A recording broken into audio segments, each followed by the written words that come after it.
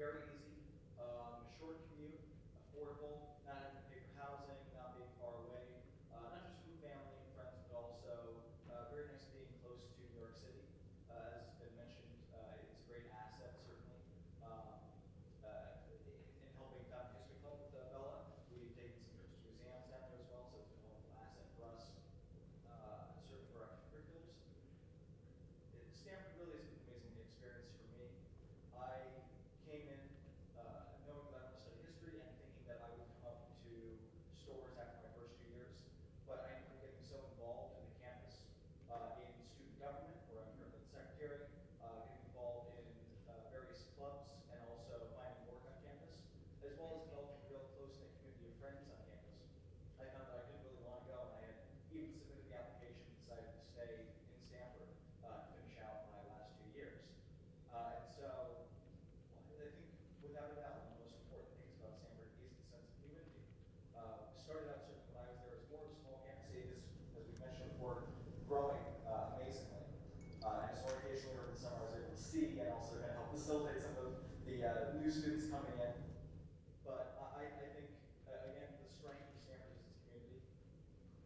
We have such a great host of professors and adjuncts and faculty members who are all willing to work with students. And I think that's amazing that bringing more faculty in to help assist in that and to grow and expand upon the great work that our faculty members are already doing is a really great opportunity. Stanford is a city full of promise for students in terms of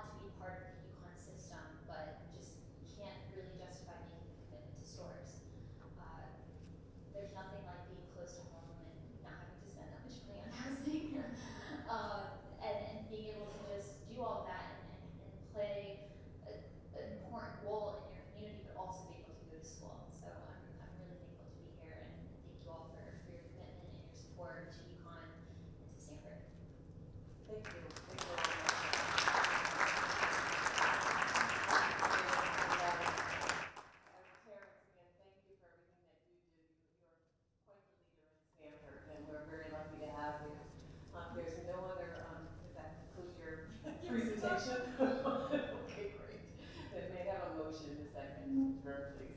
So moved. Thank you. All in favor? Aye. Aye. All right. I'm usually give you extra time. I so apologize. Feels like a time out. We have a short agenda today, so I'd like to call the meeting to order of the Financial Affairs Committee. And everybody's in the room, so I'll make just go quickly. Sherry Cantor, I see you. Rick Cabray, Marilla Candara, I see Kevin, Phil Rubin, Mandan, I see him. And Mark Boxer, you're not on the phone? Okay, thank you. To start the meeting today, you'll find that you see the Financial Affairs supplemental documents. The package includes an updated agenda, but also a copy of the fee presentation to be presented later in the meeting. Due to the importance of the fees discussion, I'd like to ask for a motion and a second to defer the presentation discussion and approval of the fiscal year 2020 fee schedules to the full board. Could I have a motion? Second. Any discussion? All in favor? Aye. Opposed? Thank you. We just have a few action items today. One is to motion and a second, if I could, to approve the minutes of the Financial Affairs Committee meeting from January 30th, 2019 is circulated. So. Thank you. Any discussion, changes? Thank you. Aye to approve? Aye. Any nays? Thank you. Motion passes. Scott, will you take us through, we only have a few contracts and agreements, but if you take us through those? Sure, I'll direct your attention to attachment 1 from the book, contract agreements. There's a very light list this month. The only one that I want to draw your attention to is number 2 on that list, HP Communications. I draw your attention to that really just to highlight two things. First is that this is a contract for audiovisual equipment that we will use across all university campuses, highlighting our effort to be more standardized under our one UConn approach across both stores, regionals, and the Farmington campus. And second, that this is a contract that we procured through the state community college system. Again, highlighting our desire to be more statewide and collaborative and work with the consortium, both to reduce the workload on us, be more efficient, but also to get better deals with the money which are spent statewide. So that's the only contract that I'd like to draw your attention, but not Marcy and I are here if you have questions about any of the other contracts and attachments. Okay, does anyone have questions? Do I have a motion and a second to approve all the contracts and agreements as presented? So. Any further discussion, questions? Not being any, could I have ayes to approve? Aye. Any abstentions? Any nays? Thank you, motion passes. Thanks, Scott. Scott, would you then also take us through the capital project purchases, just to review them? Sure. If I may, before that, Mr. Chairman, I'd like to draw your attention to attachment C. This is not for your approval, but similar to our contracts that we just asked for your approval for. In your board book, you'll always see from us a list of contracts for your information. Board policy does not require the university to bring contracts under $1 million for your approval. But this is a long list in attachment C. This month, and I would like you to at least be aware that this is our annual review of our on-call trade contracts. This is, as I said, a long list. It includes many Connecticut-based small contractors, electrical, general contractors, HVAC, insulation, masonry, painting, plumbing, roofing, and site work. This is the pool of contractors that we use for small jobs on the campus, principally like jet packing facilities, uses. It's a very good program. They're pre-qualified, they're procured on proper processes. But once they're in our pool, we can just call them up and use them for, as I said, for small jobs.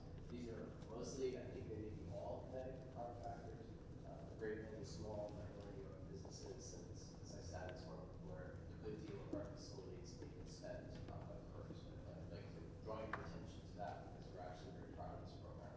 So these contracted amounts, Scott, are not to exceed, every one of them are every time, every one of them, on-call service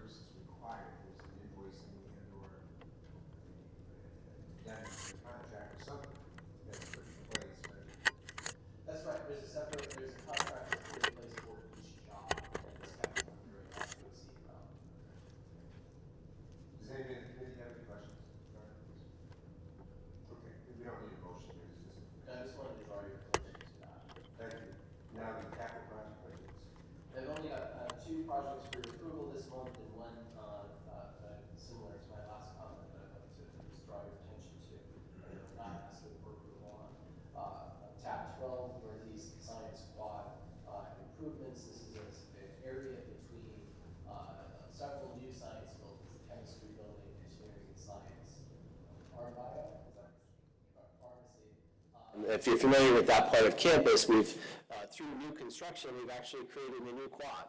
But as of right now, this new sort of science quad is just grass, like contractor's grass, between what was at one time 3 construction sites.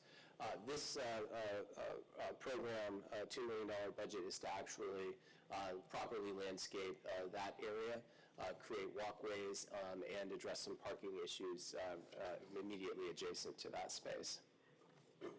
The second project we're looking for your approval for is under tab 13.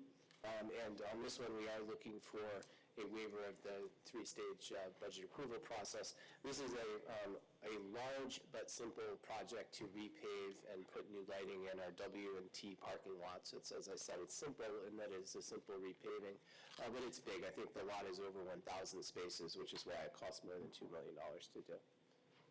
And Mike Jednak is here if there are any questions, particular questions on that. And then lastly, not looking for your approval, but you will see under tab, I think it's 14, we were initially wanting to seek approval for pre-development costs on the hockey arena at $6 million. We have reevaluated what pre-development costs would be on that, and just for environmental and permitting work, it would be less than $500,000, it would be about $450,000. So I want to bring it to your attention, in that we don't need board approval to begin that work, but also recommit to the BG&E and Financial Affairs Committees that I would not sign any pre-development agreement, nor would we undertake any of that work without keeping you fully informed, as it really is. While it's only $450,000, it is the beginning of a much larger project with our hockey arena turnkey development. Great. So, I need a motion and a second to approve number 3 and 4, the Northwest Science Quad site improvements in the W&T lot, electrical and parking restorations. Second. Any further questions, conversations? Not, aye to approve? Aye. All right. Any abstentions? Any nays? Thank you. The motion passes.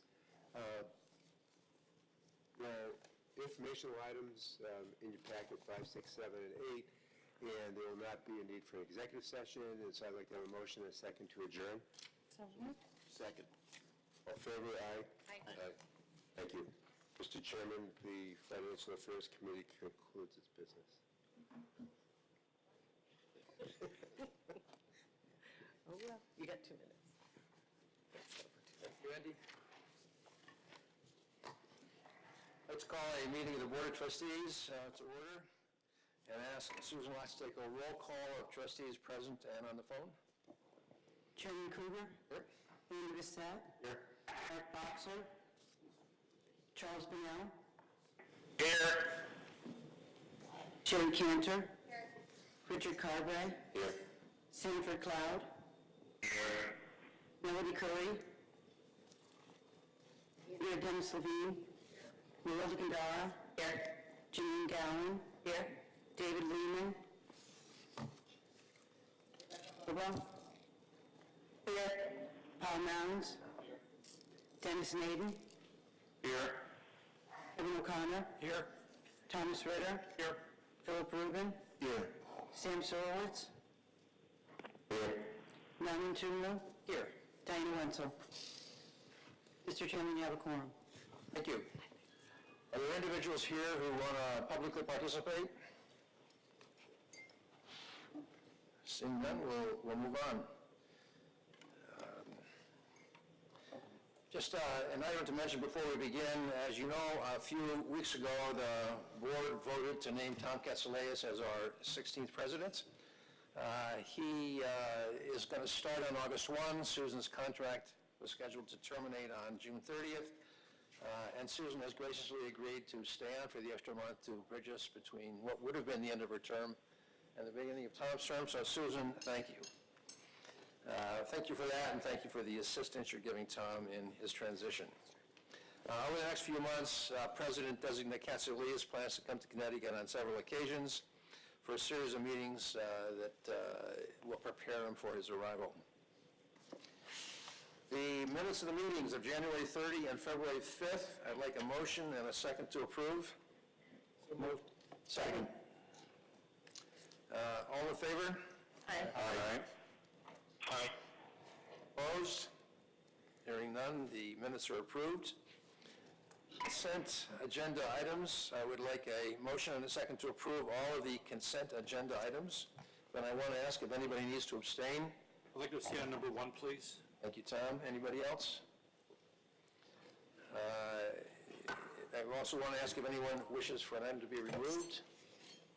Can't imagine why anybody would, but no, nobody does. So I'd like a motion and a second. So moved. Second. Thank you. All in favor? Aye. Opposed? Aye. Hearing no opposition, the motion passes. Thank you. The President's report. President Herbst. Thank you, Chairman, and thanks again, Chairman of Academic Affairs, for letting us take up the entire time and more. Really grateful. Thanks so much to Trustees Mounds and Ritter on Waterbury. As the mayor of Waterbury can tell you, and we have been, at least these last few years, bullish on Waterbury. Scott and I working on the Starbucks and the refectory building. Is that what's called? That building. Beautiful. And with the developer who, even though we didn't have anything to do with it or entice him, built a nice building for our students next door to live in. All that said, I would love it if the next administration focuses a little more on Waterbury, because I think it needs and deserves the attention, and it's well overdue.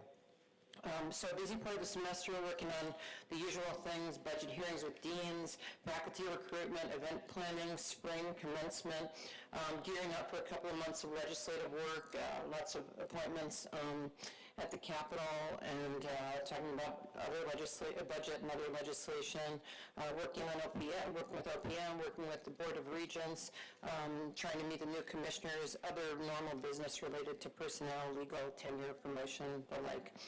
So we find you over email and the phone with important, timely matters, and that goes extremely well thanks to Mike Kirk and Stephanie Reitz and Tyson Shop. But in my final months, that sounds so. In these next few months, 4 or 5 more board meetings, I wanted to cede some of my time to terrific folks who really do the heavy lifting around here, but they don't get to spend a lot of time with you. And so.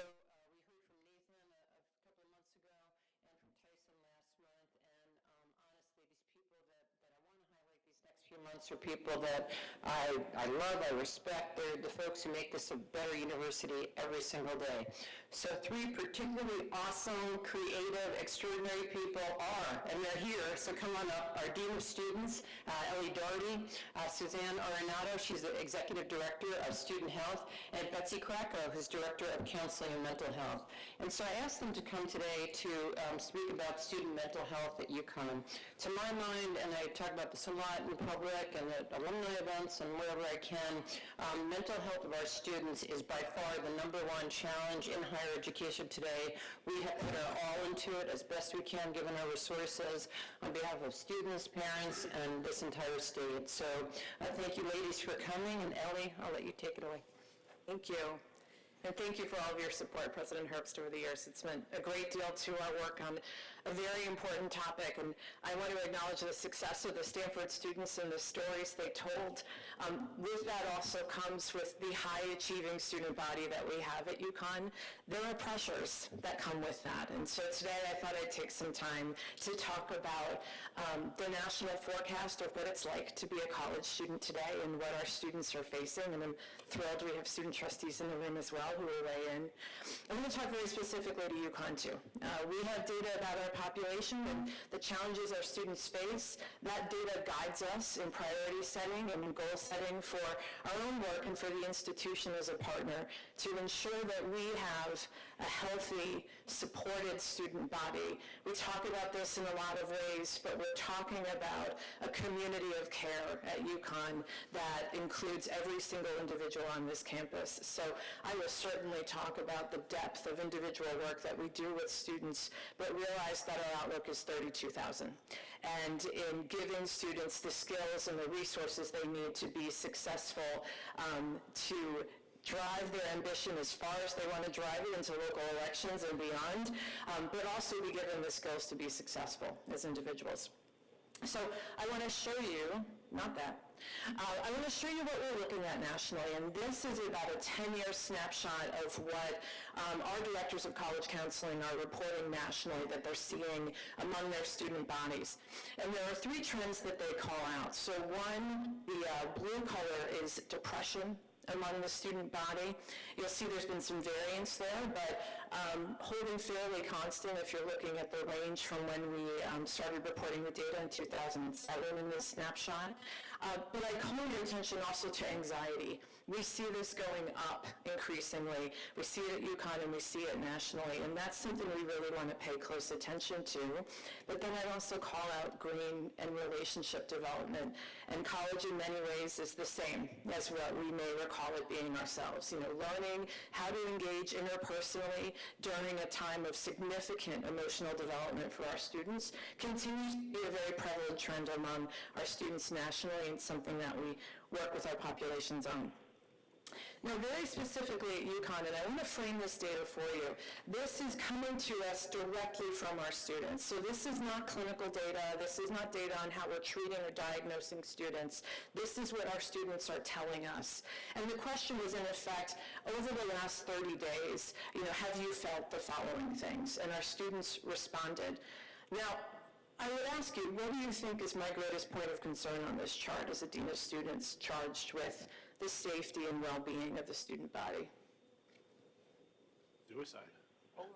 Suicide, suicidal ideation. So these are students thinking about harming themselves, but not necessarily attempting, but thinking. So at a point of unhappiness and isolation where we're very concerned about risk of harm to themselves or others.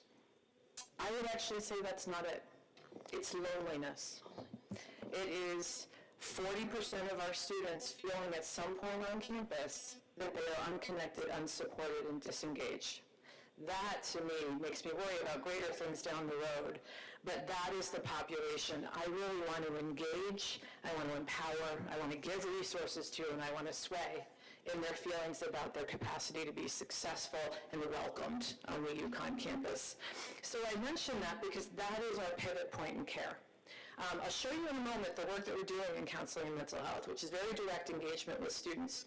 That takes us for several thousand students. That will help us for a significant portion of the student body, but it doesn't sway us to changing to a culture of care on campus. And our work now is to develop a culture of care on campus so we can deal with students telling us they are consistently feeling overwhelmed on campus. They are feeling above average stress. I would note that's a 12-month measure for them on that particular bar. And this sense of anxiety and loneliness. That's really where we want to pivot to changing culture on campus. And I'll talk about our wellness initiatives. This is the work that we're doing in counseling and mental health. And as you can see, it's an upward trend. And I think that says a lot to those of us who aren't currently 18 to 25 about a reduction in stigma about getting help on campus.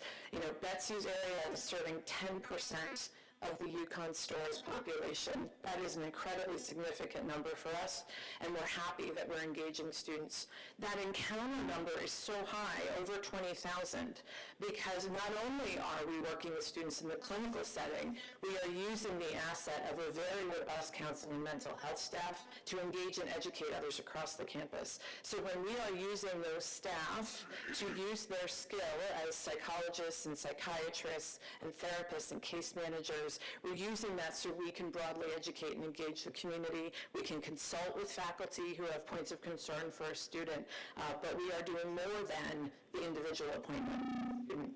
I will also say and thank all of you deeply. This has been a resource that, despite budget constraints, we have increased staffing in this area. We have increased staffing in counseling and mental health specifically by 7, maybe 7.5 full-time equivalent employees. That has allowed us to bolster work that is incredibly important, specifically in psychiatric services for patients. serves as a little bit of an island, so we need to build up these resources on campus to give our students the resources they need, and obviously in therapeutic environments that our psychologists and social workers are providing. Beyond the SOARS campus, we've added staff at each of the regional campuses so we can develop a case management module for all of those students there.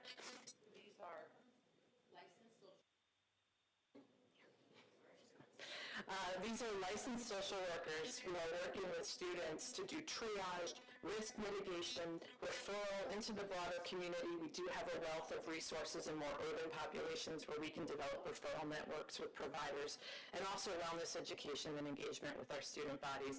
We're very thankful to have been able to expand that resource specifically. This is how we want to think about mental health at UConn. Now, over on what is my right, you'll see severe and persistent impairment. Those are the students we're worried about, right? Those are the students who we view as being at a risk to harm either to themselves, which is predominantly the case, or to others because of their illness. We want to be able to respond immediately to those cases. We want to work comprehensively with those students and risk mitigation plans, and we want those students to be successful at UConn. So one of the narratives I like to challenge is we're retaining students with mental health and illness who are at a point of concern for us, but with significant intervention and support from the university, those students are becoming successful graduates at the University of Connecticut. But that is our core. That is not... Thank you. Just in time, thank you. You know, I do, as a New Yorker, this is hard for me because I would like to think I'm loud enough regardless. But that is our core, right? Those areas that scare us, perhaps, that may keep me up at night, that's why the phone is by my bed. But when we move into 32,000 and enabling students to have the tools to be successful and to cope with the stress of life, to have a student not feel alone and unsupported, we start moving into what you will see is overall well-being strategies. So that's providing a counseling module that allows our students to engage with us at any time if they want. Any student can walk into counseling and mental health services and receive contact and engagement from our staff. But beyond that, we're seeing the benefit of including yoga in student life, of working in meditation retreats where we have them put down the cell phones, look at each other, reflect, engage, and allow for a healthy emotional engagement with the stress that they face every day. This is our outlook. That is our pivot point. We don't just want to be a place that puts out fires. We want to be a place that enables our students to be successful with the stress of life. And I want to end by reviewing our commitments and how they've been made apparent in the last few years. First, we're incredibly fortunate to have a president who sees this as an institutional priority. In 2017, we hosted a symposium on mental health for university leaders across the region, which was very well attended and continued to inspire conversation from our counseling and mental health teams, but into the world of university leadership, which is a significant point that we've been leading on at UConn and that other universities, I believe, are hearing that call as well. We have started through Suzanne's leadership a coalition that focuses on alcohol and other drugs. That's what AOD is, if you'd like to know the lingo. But what that has said to us in engaging with all of our academic deans and hearing from our faculty partners is that alcohol and other drugs and students' use of substance, and why this matters is students' use of substance is a means of coping with pressure. And we want to look at that and understand that from all perspectives at the university. We have built this coalition that has campus-wide engagement in order to do that. We have learned from our faculty leaders and deans what they are seeing in the classroom, and it quickly expands into a conversation about mental health and wellness for our students. And that coalition on alcohol and other drugs will expand after we host our annual conference later in the spring to be a coalition of wellness, which is clearly the need that we're hearing from our colleagues across campus. And then I think our student government is sleeping right now, to the shame of the Stanford students. I'm sorry we're not here. But our student government leadership came forward this year and as a campaign platform said mental health and wellness was critically important to them. You can pass back that I just kind of dissed USG for a minute there. And they said that with their own voices. This wasn't, my staff reaching out to them and saying, I need this to be your initiative. This has so clearly become our initiative, with our students coming forward and saying how critically important it is to them, that they see this as necessary for their success. And us, of course, agreeing with that, given what we know as professionals and what we see on the national landscape. That has led to a partnership between student government leadership and my colleagues in Student Health Services, Counseling and Mental Health Services, and Wellness and Prevention, where we will be pursuing accreditation with the JED Foundation. You may know that organization is one of the leading suicide prevention programs in the country. The Sata family was touched by suicide and has expanded into a wellness initiative. And so our programs will be reviewed by them, and we will be seeking accreditation. And we do this in full partnership with student government, which I think was striking to JED is an unusual approach in terms of the equal partnership that we're pursuing this with. But it won't be done if it's top down, and it won't be fully done if it's bottom up.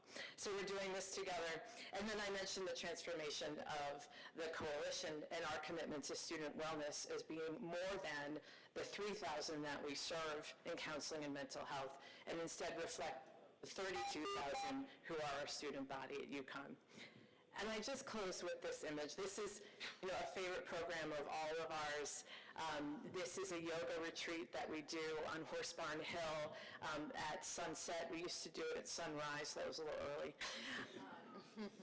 700 students participate in this event. So it is hard for me to imagine a world in which everyone in this room has not at some point loved someone who has been touched by mental health or illness or the challenges that come with that. We know that we can clinically care for our most ill, but what we really know is we need to change and create a culture of wellness among our students. And clearly we're onto something if they're all showing up at Horse Barn Hill to engage in sunset yoga with us. We will keep doing this good work. I have the most amazing team of professionals that I work with, and Dr. Honorato and Krakow are here with me to answer questions about our practice. But please know how much we support your leadership and support of our work. Thank you. So now we have a question. Yes. I understand your focus on a culture of wellness, and I understand how important that is, but you also have another priority, which is identifying and attracting in students who need your services. Yes. How do you do that? You want to talk about that? So we have a campus-wide curriculum that's called UConn Helps, and it's we roll that out to RAs, peer mentors, faculty, staff, advisors. It's a training, 2.5-hour training where you're learning to identify risk and warning signs. And we've trained thousands of people across the campus. We've had this curriculum in place, this current one for 2 years, a previous one for the past 7 years. And what we see as a result of that is, of course, more students being identified to come in for crisis assessment, referral, and care. So the program's working in terms of us being able to cast a wide net and get the people to care who need it most. So it's a national model. And then I'll just say, we're also starting to look at population health management. We have a lot of information about our students before they even get here.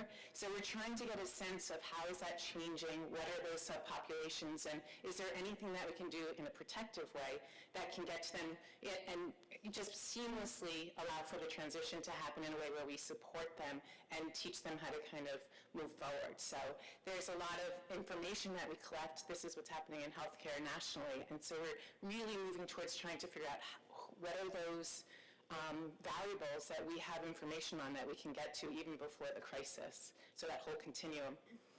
It's a great question. There's a lot of work to do as faculty because, okay, now I'm going to speak as the college professor that I am, always have been, is the faculty are not good at this. And I can't tell you how many times as a faculty member through all my years that I thought, that student, they just, there's something off with them or they haven't showed up. And we don't always pick up the phone and call who we're supposed to call. We don't know how to deal with it. We're afraid of it. So students, especially who aren't in residence halls, they do have to go to class. So residence halls, at least the RA is there, but if we can train up our faculty to be better at this and not afraid of it, without becoming therapists or psychologists. I mean, it's just not, not what we're able to do, but we can be better identifiers. And I think it's so important to call attention to how much the faculty mean to our students. And when I'm doing faculty training on these lines, I'll often say to them and would say to all of you, when you go to your college reunion, who are you looking for? It's not me. It's not the dean of students, and I'm okay with that.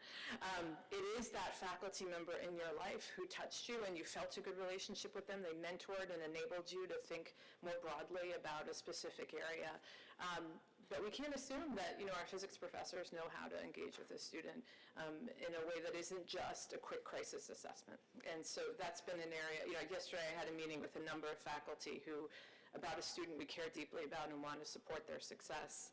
And the faculty felt alone until we were in that conversation talking collectively about how to support their students. So, Nathan and I discussed this yesterday. I think we will be going to academic homes for students around campus and opening up some lines of conversation there. Another area that you've mentioned before that you've all worked with is our athletic coaches as well, because they're another entity that works one-on-one with students and have seen the rise in some of those numbers that you reflected in your presentation. And we have unique therapists who work with athletics and support them because that need is so clearly there. Okay, thank you. Yeah. Given the statistics that you put up on the screen earlier about the large percentages of students who have, I guess, one affliction or another, do you feel you're reaching the population you need to reach?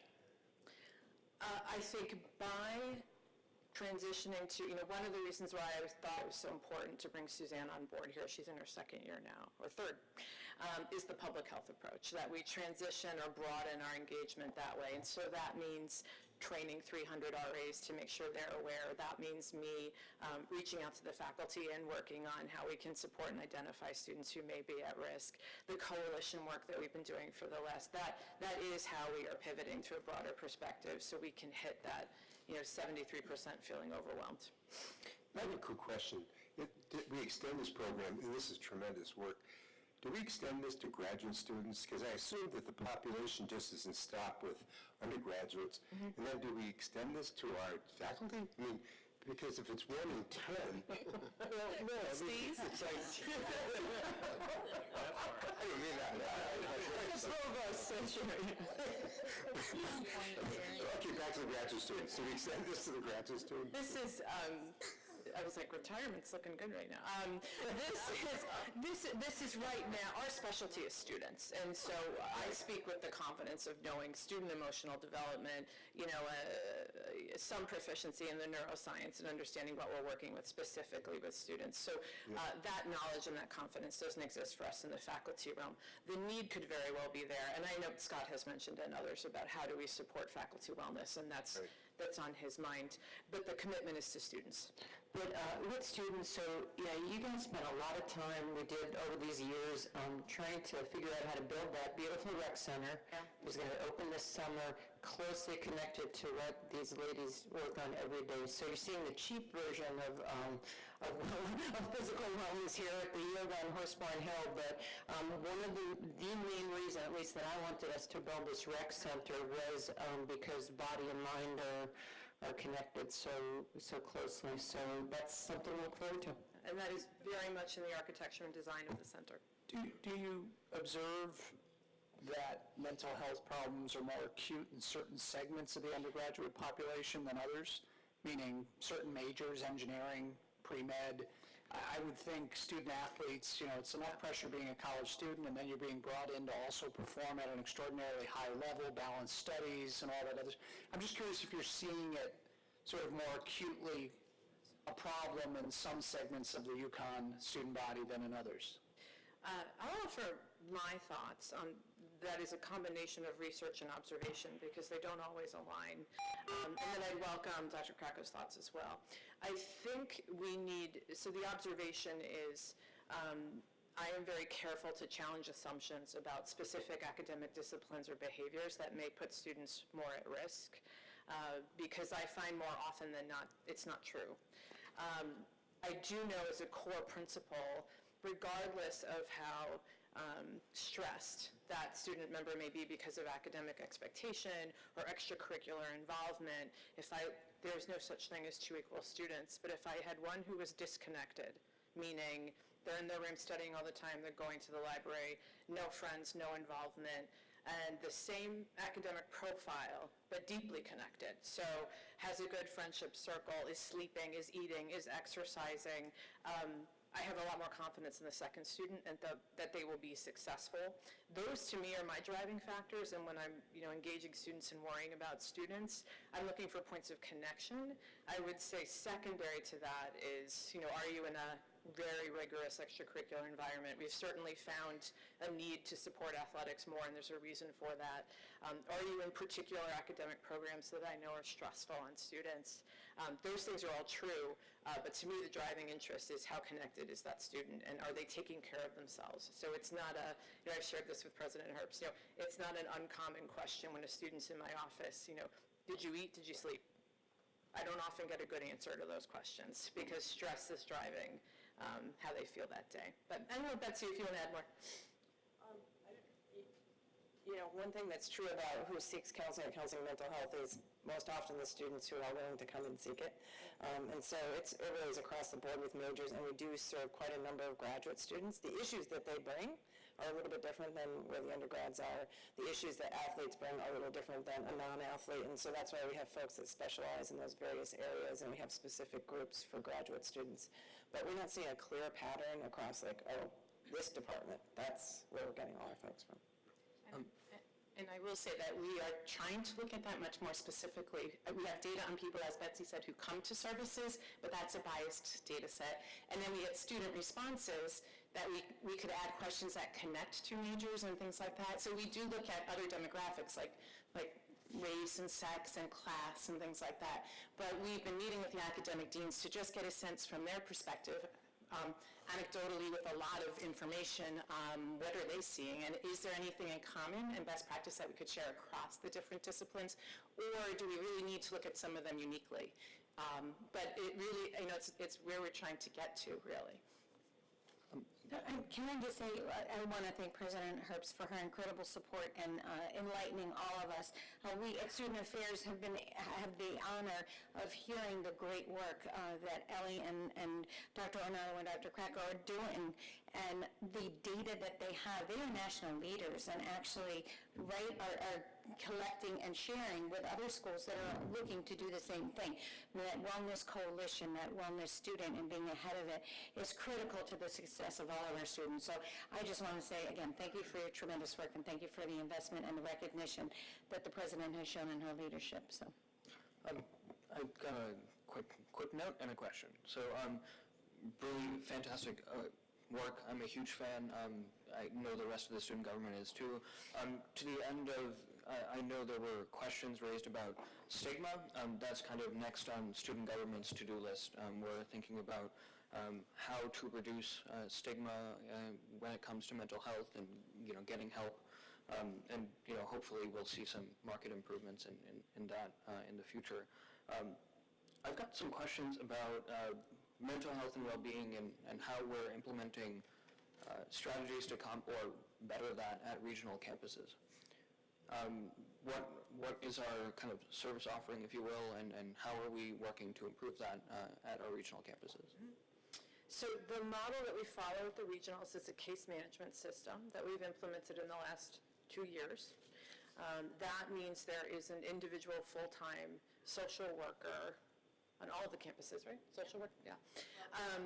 However, we would hire a psychologist, someone with a licensed mental health practitioner. They are not there to provide continual care to a student. They are there to serve as a confidential resource on the regional campuses, which didn't exist prior to the implementation of the case management program, to be able to assess and understand student mental health needs, to develop a referral network in the community so they could refer students to outside providers, but with the student's permission, be in contact and understand the student needs that are emerging through that relationship. And then also to do wellness and health education. And what we're finding is they're very successful. So, we spoke earlier today about adding more staff to the Stanford module, and certainly for a residential campus, that's something we want to explore. But I think we're doing a good job with that module. And to imagine that resource not being there now is something I'm glad we've moved away from that. Yeah. Thank you. Thank you so much. I appreciate the support. Thank you. Thank you.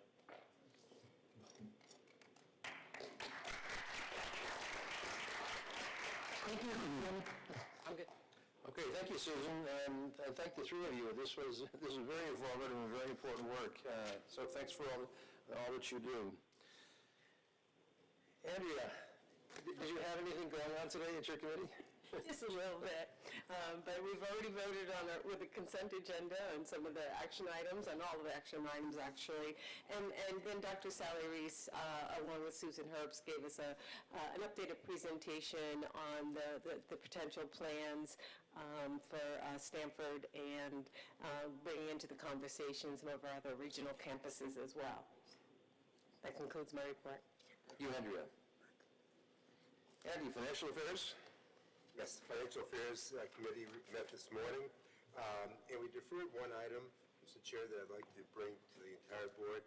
And Scott, if you would take us through the PowerPoint presentation on fee schedules, that would be great. We'll have some kind of questions after it.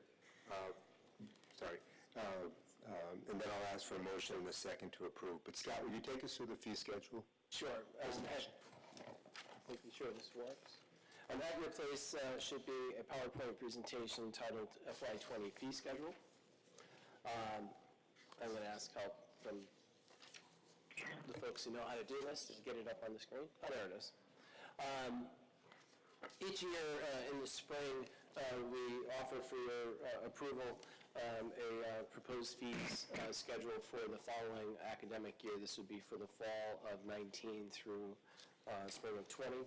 This does not include tuition or room and board. Those are on a separate schedule. As you know, we do once every 4 years.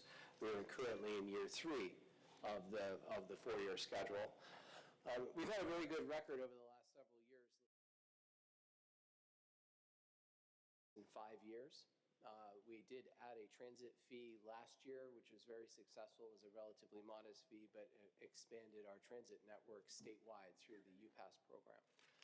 And in fact, last year, we offered a comprehensive look at fees and actually eliminated a number of fees. We eliminated major fees and academic materials fees. So across the board, over the last several years, we've reduced costs to students, at least on their fee bill. This year, again, we've taken a hard look at all of the fees that the university charges, and we have a modest proposal to increase one fee, the general university fee, and a couple of other adjustments to make as well.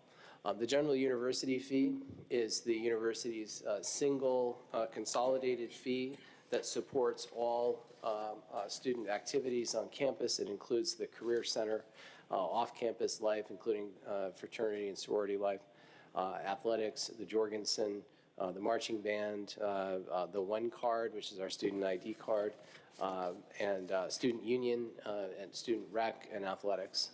It raises about $40 million a year. One way to think of the GUF, the General University Fee, is it pays for all the things that our students have available to them that aren't in the classroom. It's sort of all the other college stuff. And we've held the line for the last 5 years. We have not adjusted this, even as costs have increased. University services are provided by university employees, and university employees, as you've heard many times from me, carry high fringe costs and growing costs across the board. So I think we've done a great job. And I'll credit Michael Gilbert, our Vice President for Student Affairs, and his team, and the shared governance that we have for the General University Fee. This is governed by a committee made up of half students, half administrators, to really, they serve almost like the legislature for that revenue source. They allocate money to each of those activities within budget. And they really have done a great job and held the line for the last 5 years. This year, they are seeking a modest increase, $23 per semester, $46 in total, and that will pay for really 2 things. The first is a new smart card technology for our One Card office. We want to move the student ID card to a RFID smart card, which will provide the sort of latest in technology, both to get in and out of our buildings, so it's a more secure card for access to buildings. But also, remember that our student ID card also functions as a sort of debit card for many students through the Husky Bucks program. So we do want to upgrade to the latest technology. And the second thing this pays for is contractual salary increases and benefit increases for those staff that are paid from this source. Given all the pressure that we've had on that front, honestly, $23 per semester over the last 5 years is actually a pretty remarkable accomplishment. That is, to maintain that level of very modest increase. While not an increase, we are including in this year's fee schedule for the first time the Student Recreation Center fee. As you know, this is a fee that was approved by the board several years ago with student encouragement. Then student leaders and student government came before this board to ask and to support a new student rec center and to support a student fee to pay for that. The good news is that the rec center is on time and on budget. It is a $100 million building. It will be open this summer. On this slide, you can see a summary of all of the great facilities that will be in that building. It's fitting that we just finished a presentation on wellness, and we all know the connection between having great wellness opportunities like will happen in this rec center and wellness on campus. It will be open to faculty and staff, and we encourage and are working through our HR department to develop better a wellness program. It will not be free to faculty and staff, as it would not be fair for students to pay, but not have faculty and staff pay. And this will be $250 per semester, beginning the semester that it opens. So next fall, $250 per semester for undergraduates at stores and $400 for graduates at stores. And again, we're not asking your approval for this. You already approved it. But we are reminding you and the student body that this is on the schedule for next fall. We're also including in this package an increase, a 3% increase to the room rates in Stamford. I said earlier that room and board is on a separate schedule once every 4 years. But 3 years ago, when we did room and board last, Stamford did not have housing. And so it's sort of off cycle. And we are normalizing this, or I should say we are offering the same increase as we would if it was part of our normal stores-based housing program. This is, as we've heard already today, a very popular housing program in Stamford. In our second year, we were oversubscribed substantially and had to lease additional units around town to support all of our students. And so we don't believe that this increase will affect demand at all.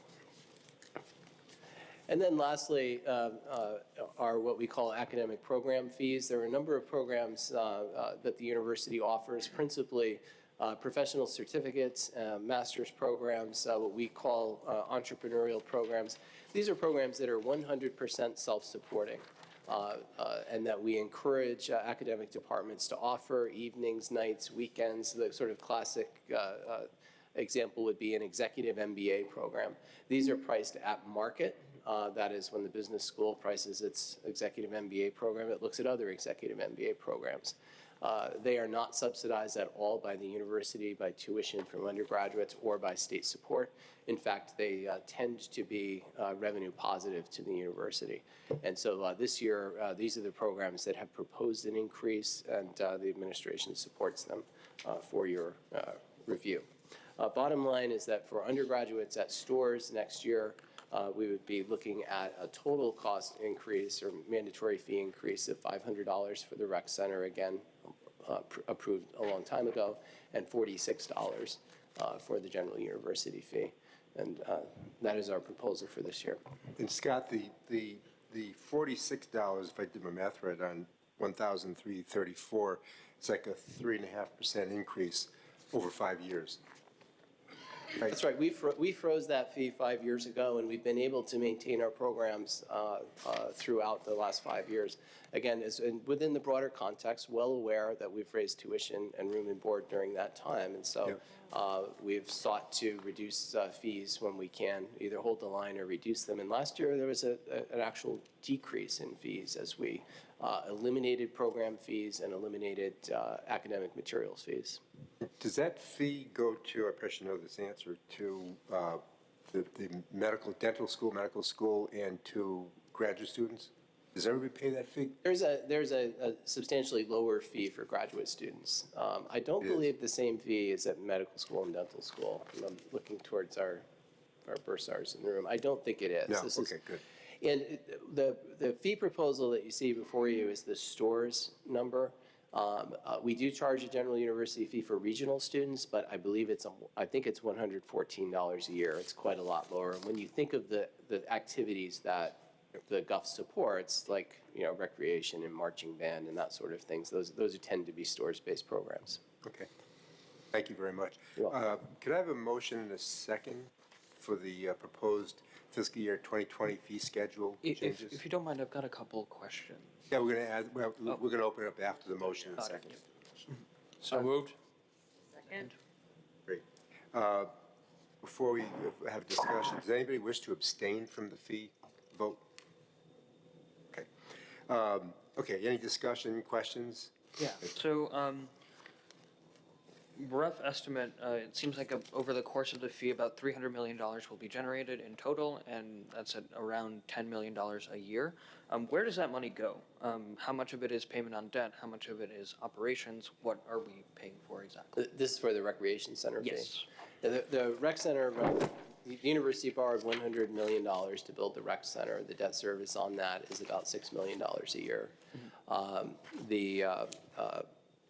So the fee to support the rec center will pay that debt over 30 years, and will also support operations of the building. And there's really two elements to operations. First is the physical maintenance and operation of the building, which a building of that size is substantial. And we are, important to note, the university will be setting aside a portion of that fee for future maintenance and improvements to the buildings. We'll be creating what we call a renewal and replacement fund, so that the student rec center will be taken care of for its life. We hope to never come back to the board and say that rec center we built 20 years ago needs to be replaced, and so we need a new fee. This is to be self-contained. It's best practice, and we're actually pretty proud of the way we set this up from the outset. And then the last piece, of course, is the operation of the building itself. A building of that size and the offerings that we'll have in the building will require more staff, more equipment, more everything. And so it's a comprehensive fee that will pay for all of that. Okay. I've got another question as well. So I've been told by USG and student trustees of past that the student government support on the $500 fee and the student rec facility was contingent on some governance input on the fee or on the gym and how it was used. Can you comment on those activities and what they look like? Sure. I'll state that there is a rec center committee. Michael Gilbert and his team work with students on that. He can comment on membership, how often they meet. I think it's a very active and well-attended committee, so we are committed to student input and governance on the rec center. The Student Advisory Committee for the UConn Rec Center was established 3 years ago with the launch of the new facility. The first activity of engagement for that advisory group was to join us in a series of workshops that envisioned the type of building that we hoped to build, and actually helped make choices about program design and features that we would want to include in the facility. So that was a very immediate and engaged experience for the students who were participants 3 years ago on the committee. There's annual turnover on the committee, as you would imagine, from graduation and other changes that students experience. The second area that the Student Advisory Committee has been very involved in was several years ago with the review of plans for staffing and programming within the facility. Over the last year, there's been a bit of a lull while construction has taken place, but now we will go into a more mature cycle, and on an annual basis, the committee will convene to consider the budget and the program choices and the activities that are offered in the facility. And this will be a very engaged partnership. The committee has included as many as about a dozen undergraduate and graduate students working together with staff from UConn Recreation, and the convener of that group is Cindy Costanzo. Okay, thank you. You're welcome. Hi, Scott. This is Sam Surwith. I just had a question about the fee for the rec center. So if I understood correctly, it would be $400 for graduate students and $250 for undergraduates. So that's had two questions, and one is why it would be 175% of the undergrad costs for graduate students, and then also if there was a request for an increase to that fee or not. Sorry, I didn't hear the last part of your question, Sam. Oh, I'm sorry. The last part of my question was whether or not there was a request for an increase to the original set fee. I didn't catch that. No, my understanding, and this predated my time here at UConn, was that when the building was first contemplated many years ago, administration and students got together and committed to this level of fee at $500 for undergrads, $400 for grads. I think implicit in that is an acknowledgement that graduate students would probably use it a little less, but that we have not sought an increase to that fee, and nor would we expect to. This is a fee that's designed to pay for the building and for the expansion of program in the building, and this is not something that we're looking to raise. This is a fee that was set years ago. Yeah, that's, I was here for sure, and we worked very closely with the graduate students, and honestly, they convinced us of this plan, and they were good with it. But yeah, I think a lot of them will use it less or not at all. Is it also the grad students voluntary, not mandatory? Scott, graduate students can waive completely? Well, I think graduate students don't. The fee is not waived for anybody because Not waived, but it's not mandatory that they enroll, correct? It's mandatory for all undergraduates and graduate students. Oh, at the graduates too, university. okay. I thought Yeah. when our union negotiations. Right. I'll explain. Yeah. So the fee, and I think maybe I'm understanding your question a little better, Sam. Maybe so. I'll try to answer both at once, which is that the fee is $500 per year, $250 per semester for undergrads, $400 per year, $200 per semester for grads. So it's not higher for grads; it's actually lower. Thank you. No, thank you for explaining those numbers. I think I misunderstood them the first time. Yeah, I just got that actually. So thanks, Sam. The fee itself is not waived for anyone because we promise that fee to our bondholders. It's a covenant in our indenture to sort of throw some bond language at you, which means we can't break it. We have to charge it. However, for those graduate students who are employed as graduate assistants and teaching assistants, GAs and TAs, and are in the union that represents them, in our last round of negotiation, we did negotiate with them not a waiver, but an annual pay increase to them in the amount of the fee. So we charge the $400. But we pay them $400 additional pay to offset that. Yeah, we were glad to do that in the collective bargaining, which was, a good place to correct it. And, I think that many graduate students that I talk to, really want to take full use of it, but they're different. They're different lifestyles and don't live on campus. Right. Oh, thank you, everyone, for that explanation. Appreciate it. Sounds good. Anything else, Sam? No, thank you. All set. Now done. Thank you for your questions. Any other questions, discussion? I'll call for a motion. All in favor of the proposed changes in the fees, vote aye. Aye. Aye. Thank you. Opposed? Thank you. Motion passes. The only other piece from the Financial Affairs Committee report would be we needed a motion and a second to approve the two budgets that were discussed this morning for the Northeast Science Quad site improvements and for the W&T lot electrical and parking restorations. And I think everybody heard those this morning. Could I have a motion and a second to approve those two? Budgets. So moved. Second. Thank you. Any discussion, questions on those? All in favor, vote aye. Aye. Aye. Abstain? None? Okay. Opposed? Thank you. Motion passes. Thank you, Mr. Chair. That concludes the Financial Affairs Committee report. Thank you, Andy. Sandy, UConn Health. Yes, good morning, Mr. Chairman, members of the board. The Board of Directors has not met since my last report to the trustees. The board will be meet again on Monday, March the 4th. That concludes my report, Mr. Chairman. Thank you, Sandy. Dennis, Joint Audit and Compliance. No report for this board meeting. Thank you, Dennis. Tom, BG&E. We'll be meeting at 11:30 today. What we'll do is, I know there's some people also in student life who want to be at BG&E, but we will not go into executive session till those members arrive, okay? But we will start the meeting, the other part of the meeting, okay? Nothing on construction management? Yeah, we have nothing we can add. Thank you, I'm sorry, I have a broken record. No. Sherry, Student Life. And our Student Life Committee will try to keep things tight with our meeting right after this. But we are going to, I just want to reiterate how grateful I am for the presentation so you can all hear about the remarkable work that we hear in student life and what's going on to take care of our students, the whole student.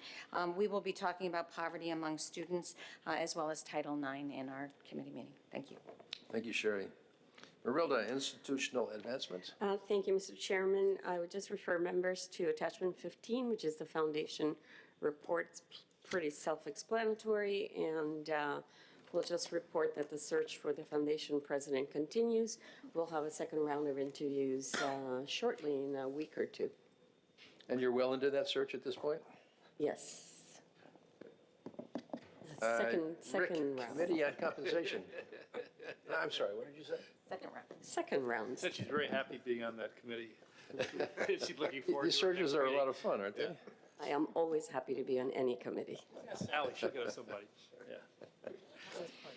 Rick Carberry, Committee on Compensation. Thank you, Mr. Chairman. The committee met this morning before this meeting. We had one discussion item, which was a new position in the office of the provost.